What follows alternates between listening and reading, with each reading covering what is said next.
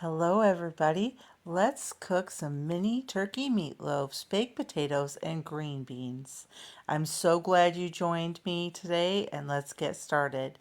We're going to start by tripling this recipe. The recipe is 1 pound of ground turkey per 3/4 cup of breadcrumbs and 1 egg. As I said, I'm going to be tripling it, so this is 3 pounds ground turkey. Just going to be adding that to my bowl. Then I'm going to be adding my breadcrumbs, which is 2 cups of breadcrumbs,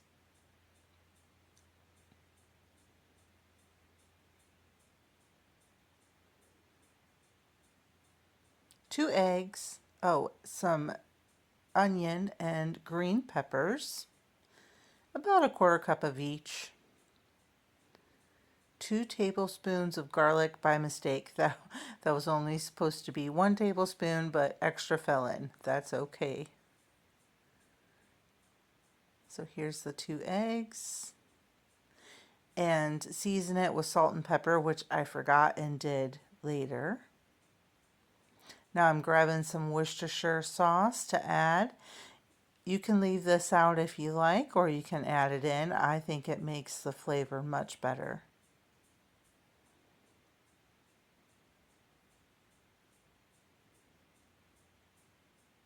Now I'm going to mix everything together just until it comes together. You don't want to overmix. I'm showing you my bun form pan that I'm going to be using because I like the size. I like to make mini meatloaves so that my husband can take them with him when he travels for work and make a quick, easy, healthy meal while he's away and it's harder to find healthy foods. You don't, like I said, you don't want to overmix here. You just want to mix it all until everything is incorporated. Now, if it seems a little dry at this point, you can go ahead and add another egg. Mine was actually perfect. And now I'm going to be dipping my hands in, which I'll be honest, is not my favorite thing, and forming the mini meatloaves.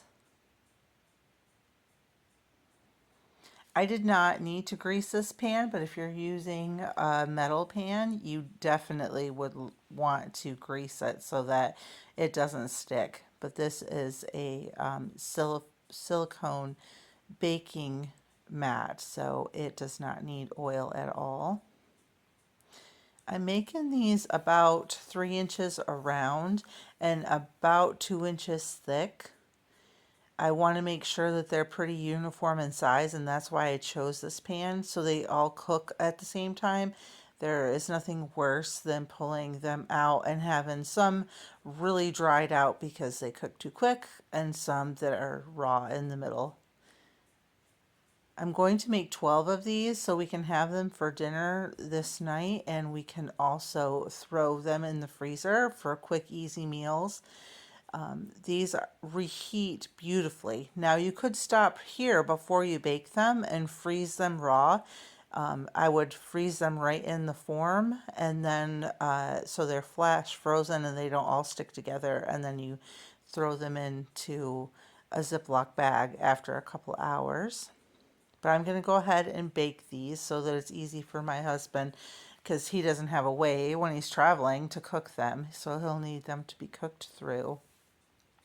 And I'm going to top these with a quick alfredo sauce. I'll link the video below that walks you through how I make my alfredo sauce. Now we're going to start with the baked potatoes. These are just some russet potatoes that I scrubbed, washed, and dried. I'm going to load them into my baking dish and put a little bit of olive oil on each potato and then rub it all over on all the sides. Now you could wrap each potato in foil if you like, but I actually found that I like it a lot better if you put foil over the whole top of the pan. It just makes them creamy and steamy, and they are so beautiful. And I said to put them in the microwave. That's why I said in the oven, because clearly that was a mistake.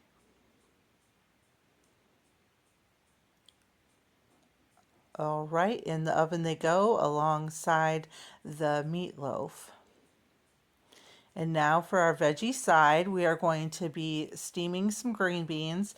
Now, if I had to do this over, I would not put them in this pan. I would lay them out on a cookie sheet in a single layer. And also, I don't know why I put the whole stick of butter.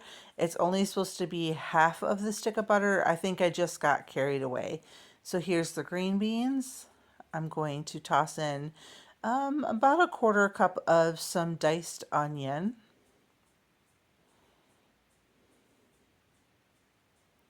Like I said, I would not use this pan. I would lay them out in a single layer. I was not pleased with the texture doing them this way.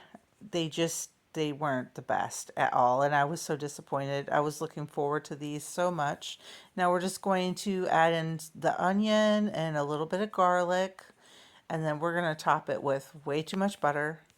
Do as I say and not as I do, and only use half the stick of butter and not the whole stick. I really don't know what I was thinking at this moment. It almost doesn't even fit. Yeah, way too much butter. Then I'm going to cover the whole pan with some more foil. Um, I don't know if I would do this part, to be honest. I think I would just let them go on the cookie sheet open so that they can release their moisture and the moisture can evaporate.